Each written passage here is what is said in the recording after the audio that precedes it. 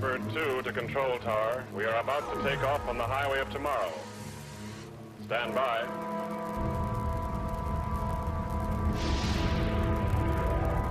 The future looked pretty good at the 1962 World's Fair. At home, everything could be done with a touch of a button. And when we left the home, the transportation of the future was going to be equally amazing. Look at all this stuff. Well, the Space Needle's still here. But we've gotten hardly any of that cool transportation stuff we saw at that World's Fair some 40-odd years ago. Yeah, we've got hardly any hovercraft, hardly any high-speed trains running through tunnels on the ocean floor, and no jetpacks. So where does that leave us?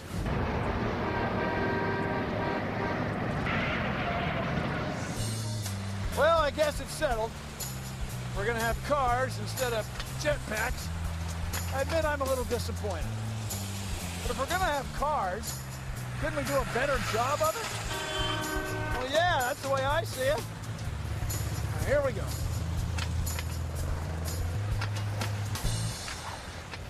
The eyes of night.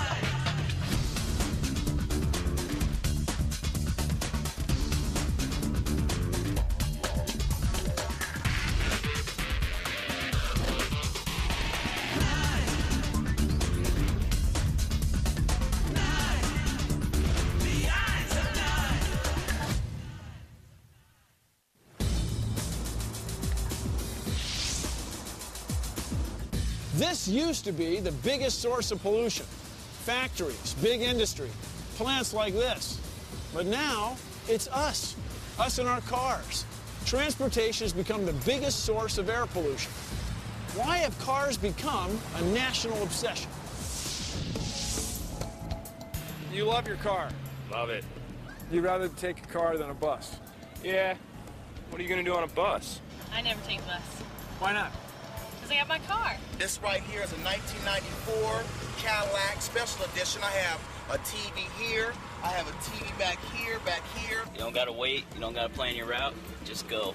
You know, it lets you go wherever you want in style. You can get from A to B in anything, but, you know, it's all about how the car makes you feel. I got the PlayStation right here for the kids when they want to play the game. I'd love to floss my ride.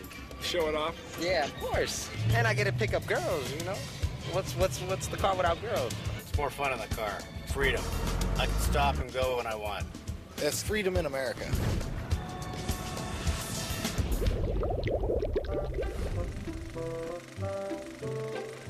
You see, Mary and Tommy, the automobile is changing mankind for the better. But, Mr. Sanders, won't cars bring about sprawl, a dependency on foreign oil, and harm to the environment?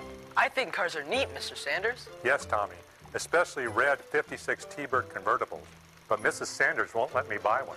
Do you know why? She doesn't like red? That's a very poor guess, Tommy. Mr. Sanders, I thought you weren't married. Mrs. Sanders is my mother. She knows if I drove a T-Bird, I'd no longer be a meek son she could bend to her will. I'd be a man of action and prestige and the fantasy of every woman in town.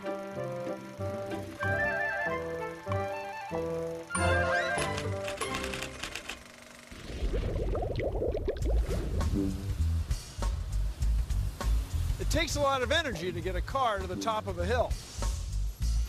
Going downhill, we step on the brakes or run against the engine. Either way, that energy is lost to heat. It ends up in the air. In regular gas-powered cars, there's no way to get that energy back.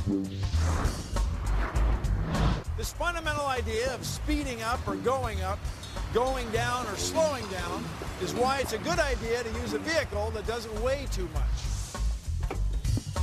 Now here's a single woman who's gotten basic transportation that's stylish. See? No problem. You want some help there? No, I got it. Ah, the typical American minivan with the typical American family. Works for me. Looks like it works for them, too.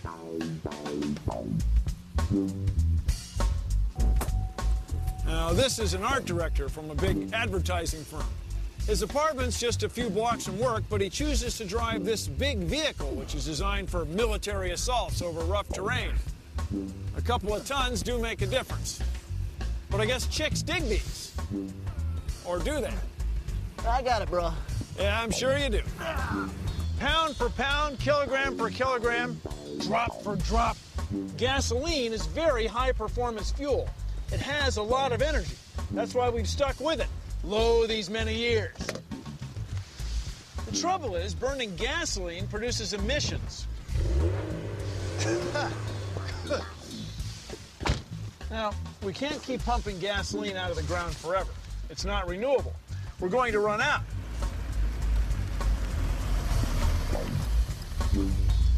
So car makers have tried a few things.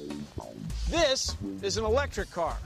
It makes zero emissions. Nothing. Nada. Electric motors, it turns out, have a lot of torque.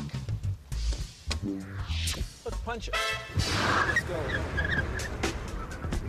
See, this car can out-accelerate sports cars and motorcycles. The reason electric vehicles didn't really catch on, though, is that they don't go very far. I can go about 150 kilometers, about 120 miles on a charge. And that's not very far when it takes 4 hours to recharge. Now, the reason they don't go very far is that the batteries are big and heavy. They're bulky. So that makes the vehicle heavier and takes a lot of energy to get it going. But manufacturers have come up with other ideas. At the beginning of the 21st century, cars are being made with very compact power plants. It feature a regular gasoline-powered engine and an electric motor with battery packs. The electric motor helps the car accelerate away from a stop and helps recover energy when the car is going downhill.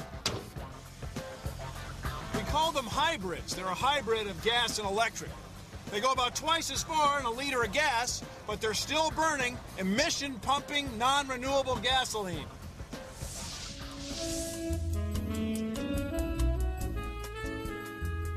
Well, hi there, and today we're gonna finish our beautiful scenic mountain landscape and flowing stream scene. And you remember how beautiful it was? Yeah, it was, but it wasn't really quite complete, was it? No, it wasn't. So we're gonna put something else in here. Right now, a big, noisy off-road vehicle full of a bunch of drunk morons from the city. Yeah, but they're not happy just ruining their own world. Oh, no. The world they have with the anxiety and the pollution they cause and all of that. No, these punks, they want to spend their weekends trying to ruin the rest of the planet, too. And I'll tell you what, next, let's put a little Bambi over here. Yeah, just running for his life. Look at his white tail up there flapping in the wind. Bambi doesn't understand, of course, how much fun it is to trash the environment. Yeah, and just over here, let's put a few backwoodsmen with rifles and, oh heck, a lot of free time on their hands here. Yeah, they're gonna teach the city slickers a lesson about getting 12 miles to the gallon while we're relying on foreign oil. Yeah, they'll teach them a lesson. I'm dancing and singing.